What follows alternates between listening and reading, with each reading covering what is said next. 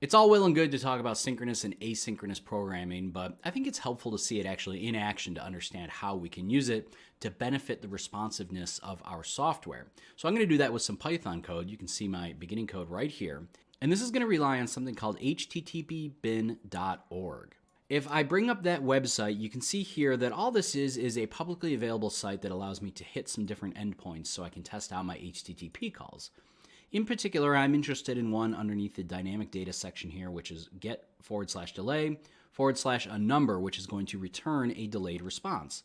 So for example, if I go to httpbin.org/delay/6, well, my browser is going to wait. It's going to take 6 seconds, and then I'm going to get the response back from that website, which is this nice JSON document with some data about what just went on.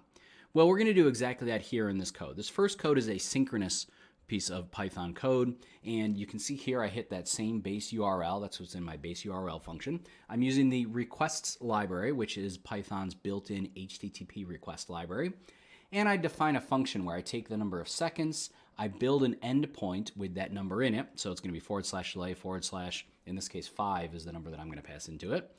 I call that URL right here, and when it returns, I print out the data. It's pretty straightforward stuff. If you are familiar with Python, this shouldn't be too unusual for you. I'm going to call Python sync.py, and we can see it's getting with a 5 delay. I'm just going to wait a few seconds. Probably takes about 5 seconds to do. And then I'm going to get that JSON response back from the server. So there we can see at the bottom is, okay, all finished. So it went out, it hit the server. Once the server responded, it printed that data, and I got my completed message. This is great, right? But this is a synchronous call.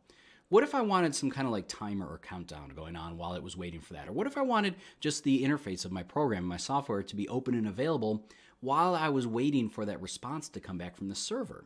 What could I do? I couldn't do anything because this code was blocked while it waited by the request library. It was blocked for the response from the server. So instead, let's enter the asynchronous version of this. Now, asynchronous calls in Python are a little more complex. Python is a blocking language kind of by default intrinsically.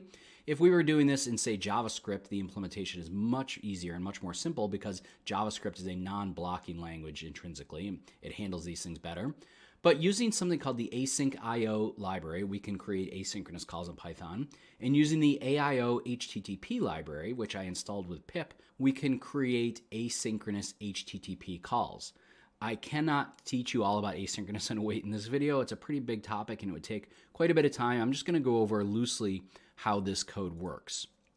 First of all, using the async keyword, I define this count method, and you can see it's going to count through 5, and between each count it's going to call this asyncio.sleep method with the keyword await. This is the critical function for creating asynchronous methods inside of Python. So this is an asynchronous counting method. While this method is counting and it's awaiting a response from the sleep method, it can go do other things.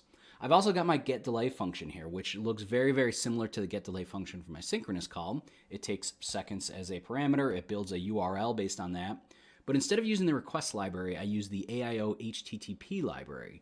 So I use async with here to create an instance of my client session object. And then I use async with here to actually execute the get on my client session object and get the response back. And then my response equals response.read, again with await. So while I am waiting for response.read to finish, while I'm waiting for the server to respond, I can do other things. This code can release control back to something else.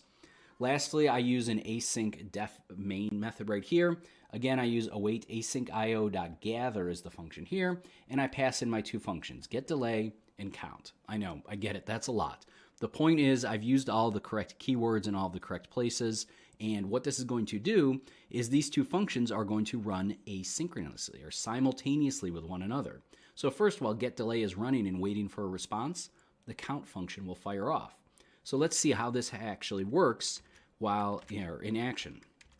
This is going to be Python async.py, and it looks the same, getting with 5 delay, but now it's counting. So while it's waiting for the response, it's executing that count function. And what happens when it gets to the end? 1, 2, 3, 4, 5. Now I get my JSON back from the client session, right? So while client session was waiting for that response down here, it was able to execute the second function here inside of my asyncio.gatherList. And the same thing is true the reverse way, right? My count is an asynchronous function as well. So let's imagine that I did this. What if I said 6, 7, 8? Then I save this. So now my count is going to go up to 8 seconds. What's different about that? Well, I should expect my JSON to come back in the middle. If we watch this, 5, 6 there. Okay, came after 6, not after 5. There's extra delay in the transmission over the internet, whatever. So I got up to 6 seconds, and then my get delay function came back. So while it was awaiting for the asyncio.sleep right here, the count function said, hey, okay, I can take a break and someone else can run, and the get delay function did its print command down here before returning control back to the count method. So that is how you do asynchronous calls in Python. And you can see some immediate advantages to creating asynchronous calls that can run concurrently, and they keep from blocking or locking up your user interface while you might be waiting for a long response from another server. I hope this has been informative for you, and I'd like to thank you for viewing.